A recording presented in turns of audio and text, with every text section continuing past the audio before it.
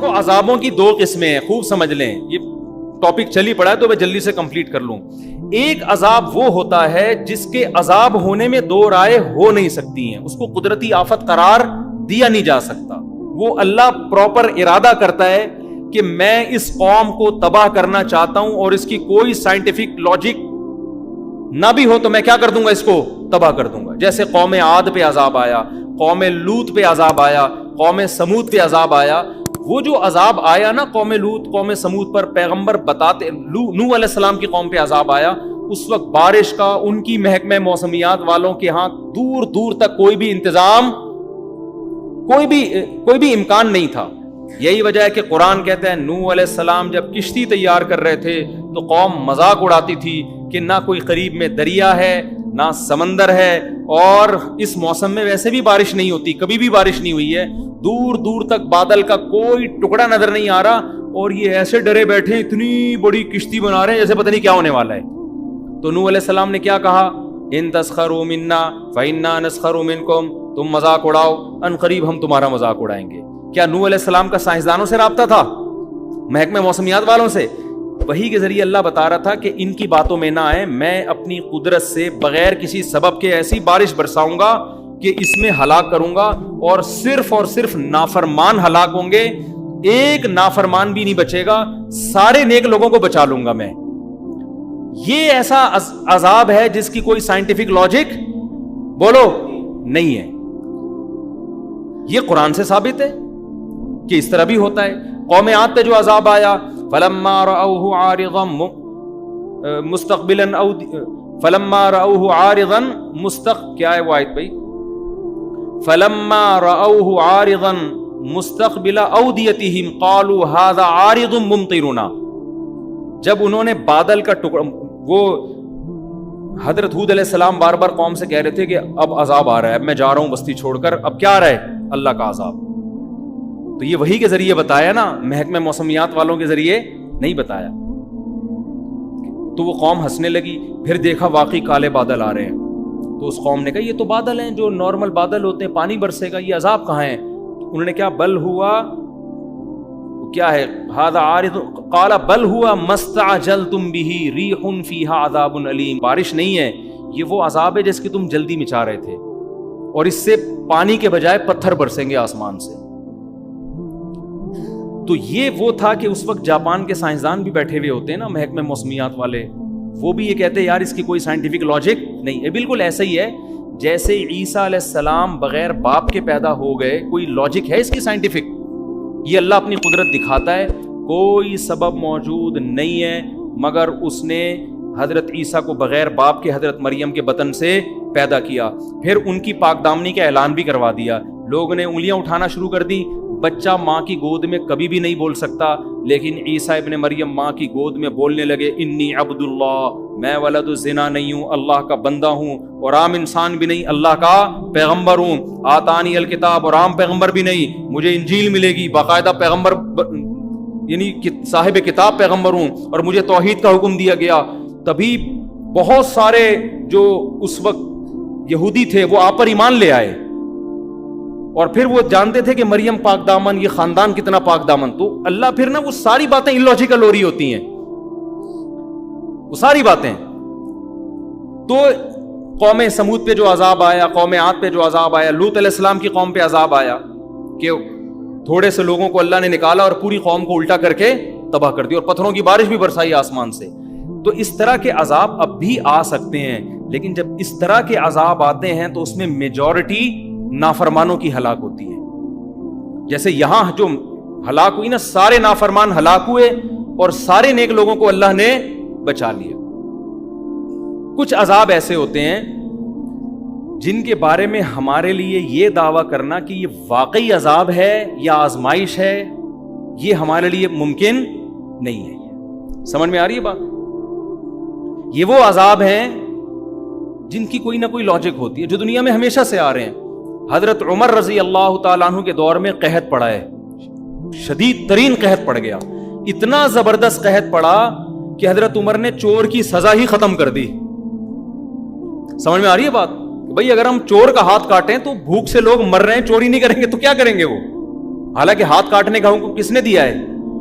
قرآن نے. کیا حضرت عمر قرآن کی آیت کا انکار کر سکتے ہیں؟ لیکن انہوں نے کہا نہیں بھائی اب یہ سزا جاری نہیں ہو سکتی, بھوک سے مر رہے ہیں.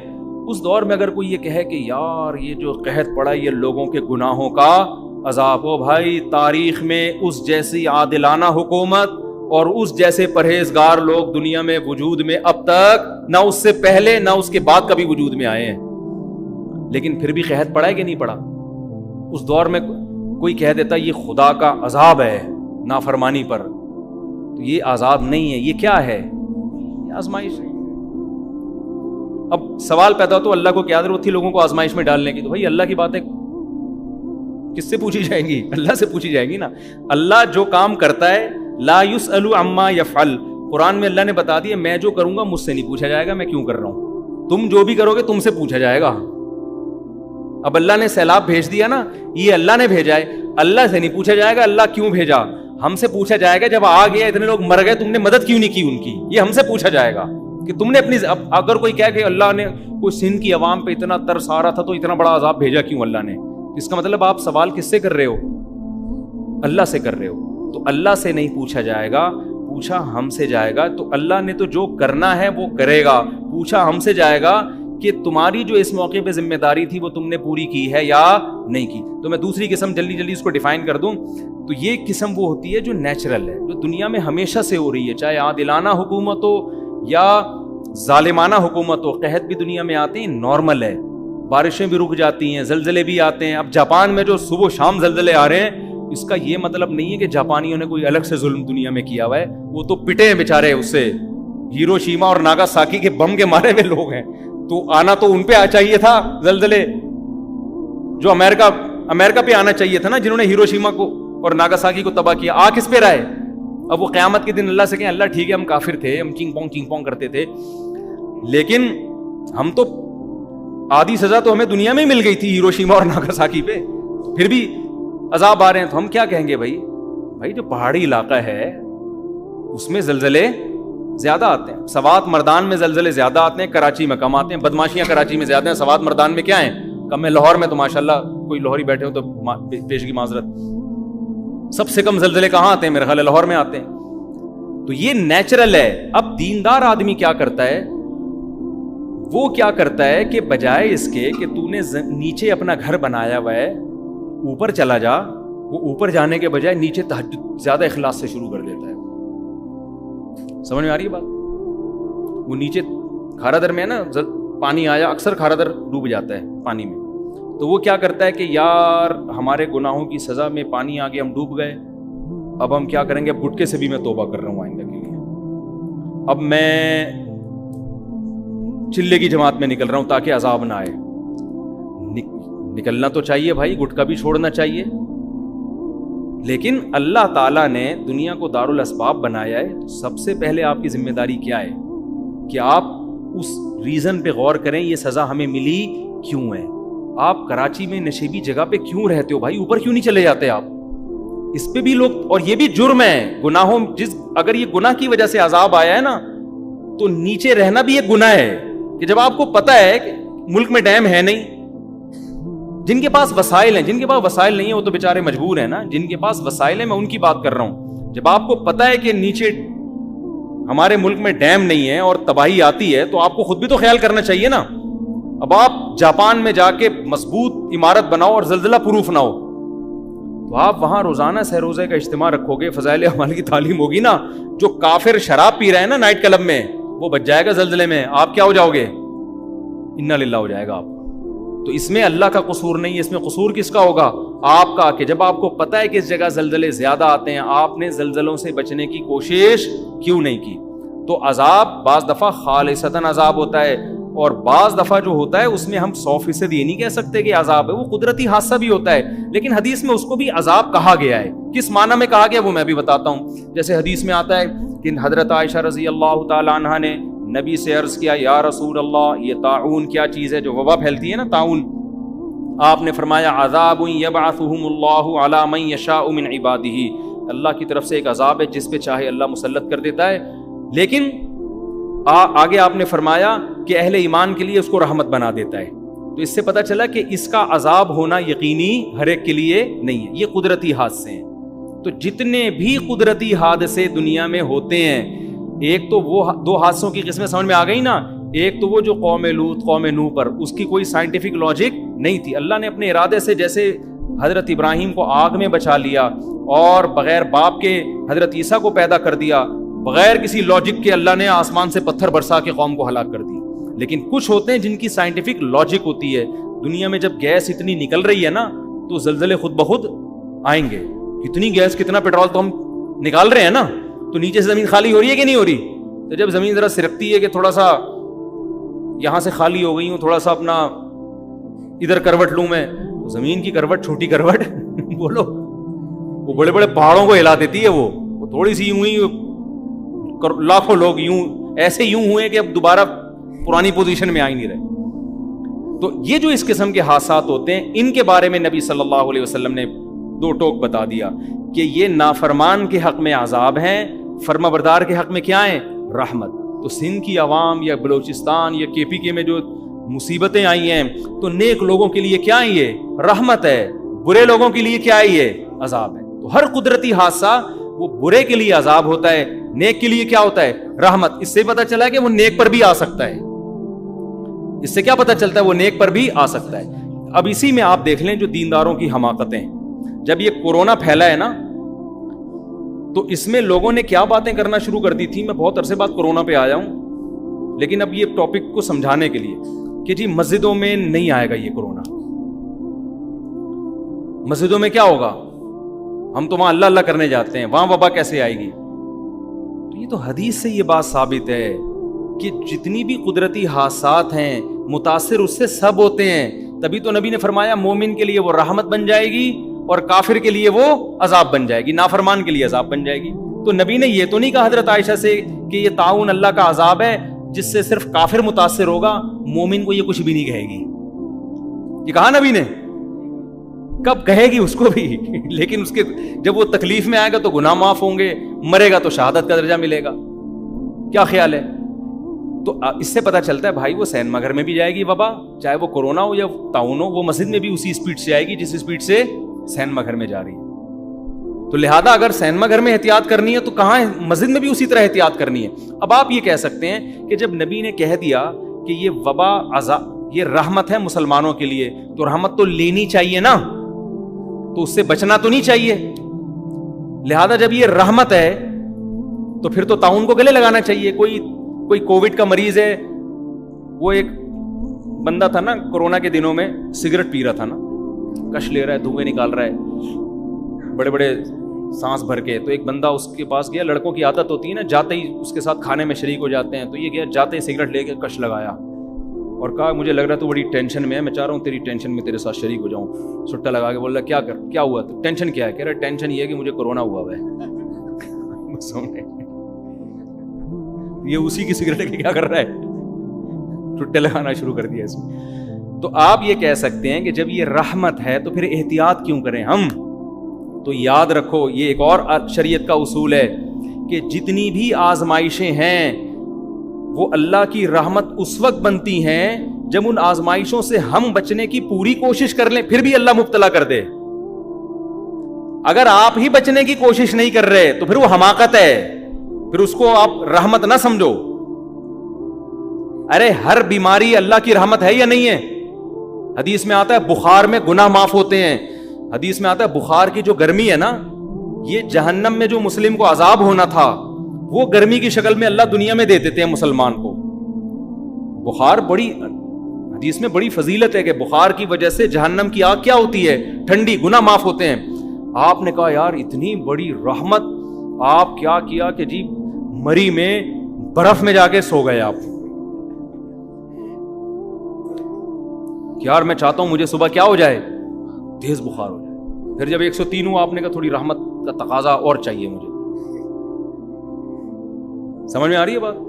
یہی وجہ ہے کہ جب طاعون صحابہ میں پھیلا، صحابہ میں یہ حدیث پھیل گئی تھی کہ طاعون میں جو مرے گا وہ کیا ہوگا؟ شہید ہوگا. لیکن صحابہ کرام نے کیا کیا کہ لوگوں کو منتشر کر دیا، پہاڑوں کی طرف بھیج دیا. حضرت عمر رضی اللہ تعالیٰ نے ان پر بڑی ان کو اپریشیٹ کیا کہ انہوں نے حافظ ابن حجر رحمۃ اللہ نے اپنے دور کا یہ واقعہ لکھا ہے کہ ایک علاقے میں طاعون پھیلا تھا، تو لوگوں نے کیا کیا کہ اجتماعی طور پر دعا کا اہتمام کیا کہ بہت لوگ طاعون تو پہلے بہت اسپیڈ سے پھیلتا تھا، ایسے جنازے. تو لوگوں نے کیا کہ ابن حجر رحمۃ اللہ نے یہ واقعہ لکھا ہے کہ لوگ نا سارے علماء اور بزرگان دین اور ساری عوام جمع ہو گئی جنگل میں کیا صحرا میں جا کے نا مل کے زور زور سے اللہ سے دعا مانگتے ہیں گڑگڑا کے تاکہ بیماری ختم ہو جائے. ابن حجر نے لکھا کہ جب وہ اجتماعی سطح پہ گئے دعا مانگی تو بیماری کم ہونے کے بجائے اور بڑھ گئی. کم ہونے کے بجائے کیا ہو گئی؟ اور وجہ کیا ہے؟ ابن حجر نے لکھا کہ وجہ یہ تھی کہ یہ بدعت کا ارتکاب کیا انہوں نے، اس لیے کہ ایسے موقع پہ میدان میں جمع ہو کے اجتماعی دعا حدیث سے ثابت نہیں ہے. حدیث سے تو نماز استسقاء میں ثابت ہے کہ اجتماعی طور پہ جمع ہو کے دعا مانگے، یہ تو آپ نے اپنی طرف سے، لیکن اس کی ایک سائنٹیفک لاجک بھی ہے کہ بھائی اسلام پہلے آپ کو احتیاط کا حکم دیتا ہے، اس کے ساتھ دعا کا حکم دیتا ہے. سمجھ میں آ رہی ہے بات؟ بیماری جب یہ سب کو پتا ہے کہ طاعون کی بیماری ایک دوسرے سے لگتی ہے، اس زمانے میں بھی سب کو پتا تھا، تبھی تو لوگ ایسے علاقوں میں جاتے نہیں تھے جہاں طاعون پھیلا ہوا ہو. تو جب یہ ایک دوسرے سے لگتی ہے تو آپ جب جنگل میں صحرا میں سارے اکٹھے ہو جاؤ گے تو طاعون کے جراثیم یہ نہیں دیکھیں گے کہ کس کام کے، آپ فلم دیکھنے کے لیے اکٹھے ہو یا تہجد کے لیے اکٹھے ہو، جرثوم وائرس پہ کوئی فرق نہیں پڑتا.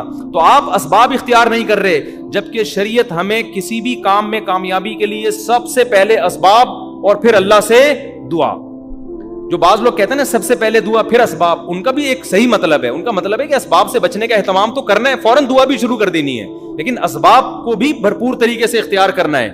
سمجھ میں آ رہی ہے بات کہ نہیں آ رہی؟ تو ابن حجر رحمۃ اللہ علیہ نے لکھا ہے کہ اتنا کراؤڈ ہوا اور سب نے بہت گڑ گڑا کے دعائیں مانگی، مگر جو موت کا تناسب تھا وہ پہلے سے بہت تیزی سے بڑھ گیا. تو وجہ اس کی یہی ہے کہ بھئی آپ، اور یہ حماقت آج بھی لوگ کر رہے ہوتے ہیں، آج بھی لوگ کر رہے ہوتے ہیں. بیمار آدمی کے بھائی احتیاط پر کو فوکس کرو، اس کی صحت کا خیال کرو، وہ کر نہیں رہے ہوتے اور اس کے ساتھ صرف دعا پر اکتے ہو. دعا تو بہت ہی ضروری ہے. ایک آخری بات کر کے بس بیان ختم کرتا ہوں کہ دیکھو یہ تو میں نے دو قسم کے حادثات کی پوری ڈیٹیل بتا دی نا، کہ ایک تو وہ واقعی جو خالصتاً قدرتی ہوتے ہیں، اور ایک وہ جس کی لاجک زمین میں ہمیشہ سے نیک لوگوں پر بھی آفتیں آتی ہیں، بروں پر بھی آتی ہیں، بیماریاں بھی اور زلزلے بھی اور طوفان بھی. تو ہمیں بجائے اس بحث میں کہ یہ عذاب ہے کسی کے گناہ کی وجہ سے یا یہ کیا ہے، ہمیں وہ یہ تو اللہ کا کام تھا نا جو اللہ نے کیا، ہمیں اللہ کہتا ہے تم وہ کرو جو تمہاری ذمہ داری. ہماری ذمہ داری کیا ہے؟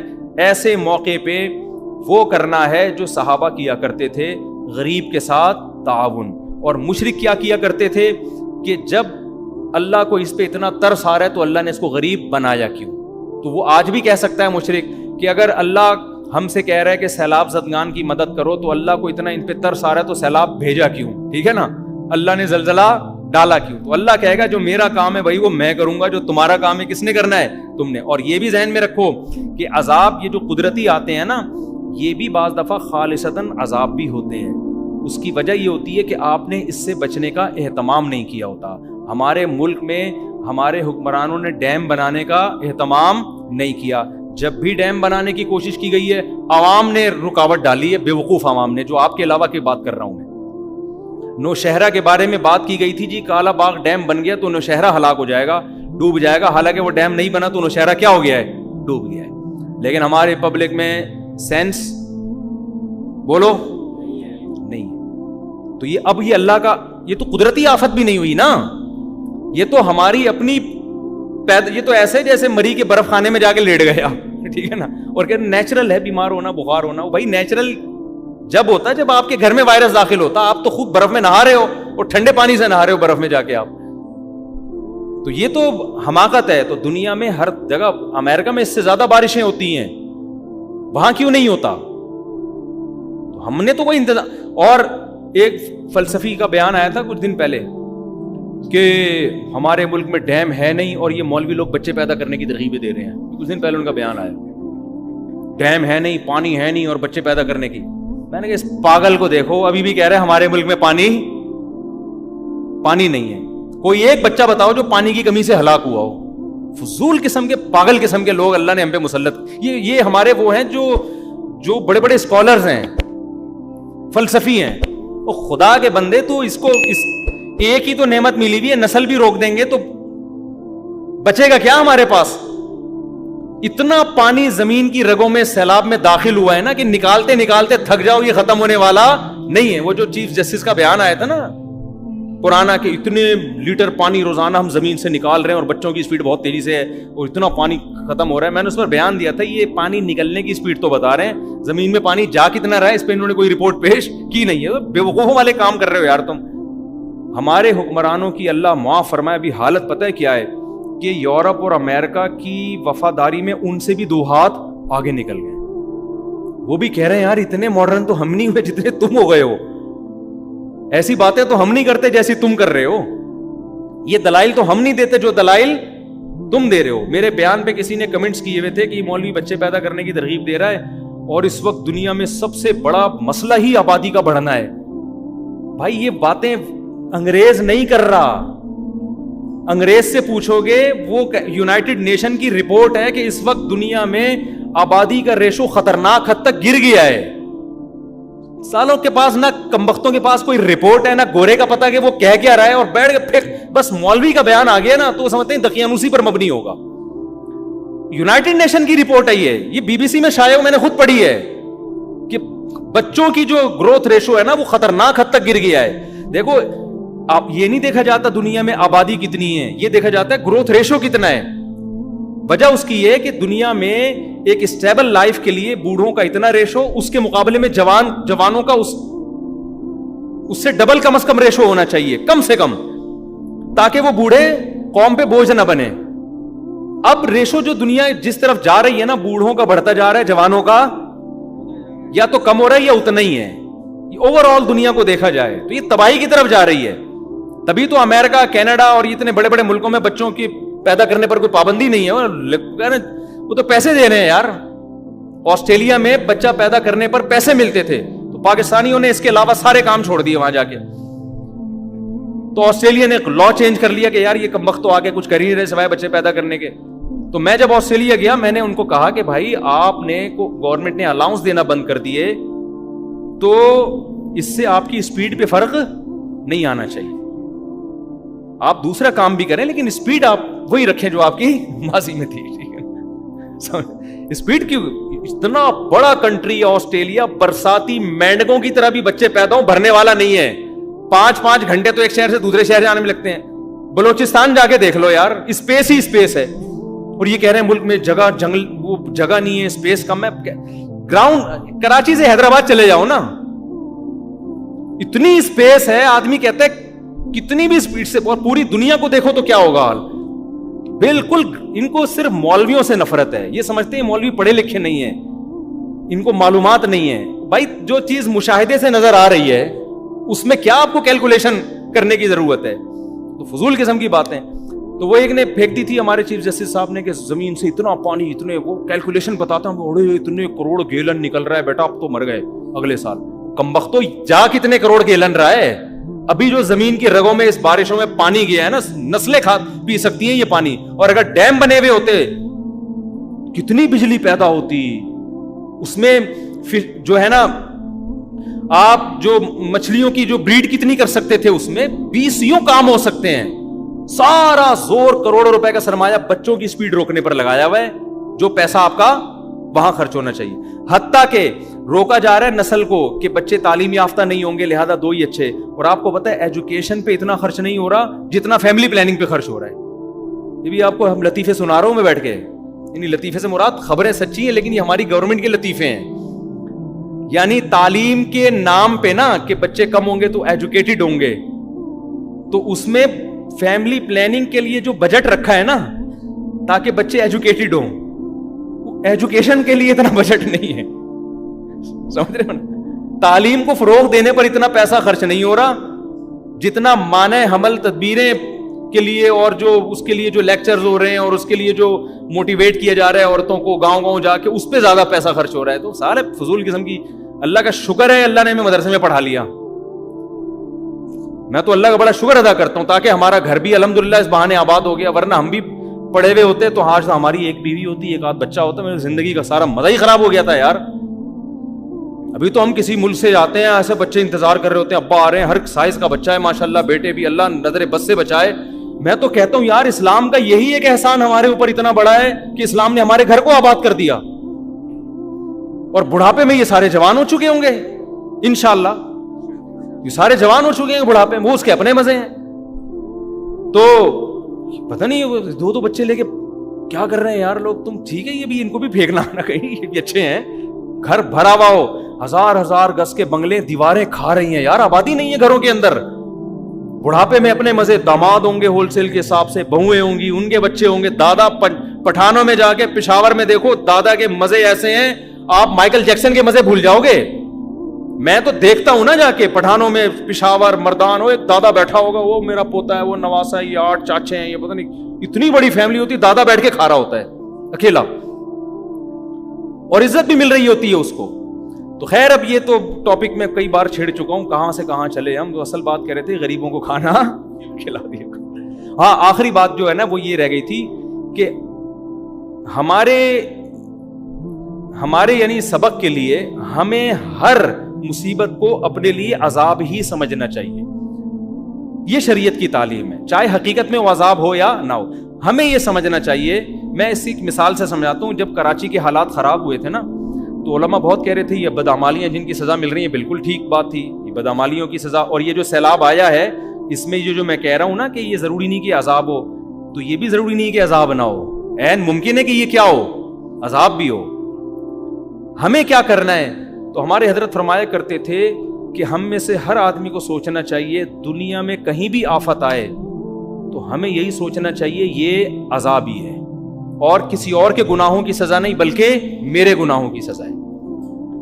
یہ اللہ ہم سے چاہتا ہے کہ بے شک وہ کسی اور کے گناہ کی سزا ہے یا سزا نہیں بھی, یہ قدرتی حادثہ ہے, لیکن جس کے دل میں اللہ کا خوف ہوتا ہے وہ یہ سمجھتا ہے کہ یہ عذاب ہی ہے اور یہ میرے گناہوں کی وجہ سے, وہ اپنے گناہوں کا استحضار کرتا ہے. دیکھو نبی سے بڑھ کر دنیا میں کوئی ہو سکتا ہے؟ حدیث میں آتا ہے جب بھی مدینہ میں گہرے بادل آتے تھے آپ صلی اللہ علیہ وسلم خوف زدہ ہو جاتے اور مسجد میں جا کے دعائیں مانگنا شروع کر دیتے. حالانکہ گہرے بادل آنا کیا ہے, نیچرل ہے, اور نبی سے تو کوئی گناہ ہوتا ہی نہیں ہے, لیکن جس کے دل میں تقوی اللہ کا خوف ہوتا ہے نا, وہ تو نبی یہی سمجھتے تھے. پھر نبی جا کے دعا مانگتے, اے اللہ تو نے مجھ سے وعدہ کیا ہے کہ جب تک میں ان کے درمیان موجود ہوں تیرا عذاب نہیں آئے گا. حالانکہ مدینہ میں تو اب بھی بادل آتے ہیں. تو اس سے پتہ چلتا ہے کہ جس کے دل میں خوف ہوتا ہے بھائی, وہ تو ہر مصیبت کو اپنے گناہ کی سزا سمجھتا. تو سمجھنا ہمیں, یہ تو میں نے ایک نالج کے لیے ایک پورا بیان کیا. جب کراچی کے حالات خراب ہوئے تھے, بہت قتل و غارت ہو رہا تھا, حضرت بار بار ہمیں نصیحت کرتے تھے کہ دیکھو یہ گناہوں کا عذاب ہے جو کہ کسی اور کے گناہوں کا عذاب. اپنے بارے میں انسان خوش فہمی مبتلا ہو جاتا ہے, میں تو بڑا نیک ہوں, میں تو تہجد گزار ہوں, میں تو نمازی ہوں, میں تو حاجی ہوں, میں تو یہ ہوں. فرمایا سمجھو یہ میرے گناہوں کا عذاب ہے. تو حضرت کہتے ہیں میں یہ سمجھتا ہوں مجھ سے کوئی کوتاہی ہوئی ہے جس کا یہ عذاب ہے. تو استحضار ہم سب کو یہی کرنا چاہیے. کچھ بھی آفت آ رہی ہے اپنے گریبان میں جھانکے, بھائی شاید یہ میرے سے کوئی غلطی ہوئی ہے جس کا یہ عذاب. اگر کوئی عالم بہت نیک ہے, کوئی گناہ نہیں ہو رہا اس سے, وہ یہ سمجھے میں تبلیغ میں کوتاہی کر رہا ہوں, جتنا میرے ذمے تھا حق بیان کرنا میں اتنا حق بیان نہیں کر رہا, جس کی وجہ سے یہ عذاب ہے. تو سمجھنا ہم سب کو یہی چاہیے کہ یہ میرے گناہوں کی سزا ہے, لہذا اللہ سے توبہ اور استغفار کرنا چاہیے. اس کا فائدہ کیا ہوگا؟ اگر یہ واقعی آپ کی گناہوں کی سزا ہے, توبہ استغفار سے معاف ہوگی. نہیں ہے تو توبہ استغفار کرنے پہ کوئی ٹیکس لگتا ہے کیا؟ آپ کے درجات کیا ہو جائیں گے؟ بلند ہو جائیں گے. اللہ کی نظر میں مقام بڑھ جائے گا. اللہ کہے گا سزا اس کو ملی ہے, گناہ اس کے تھے, اور یہ بندہ میرے کتنا خوف رکھتا ہے کہ یہ سمجھ رہا ہے کہ یہ میرے گناہوں کی, اس سے اللہ کا قرب آپ کو کیا ملے گا؟ اور زیادہ ملے گا. اللہ تعالیٰ سمجھنے کی عمل کی توفیق عطا فرمائے.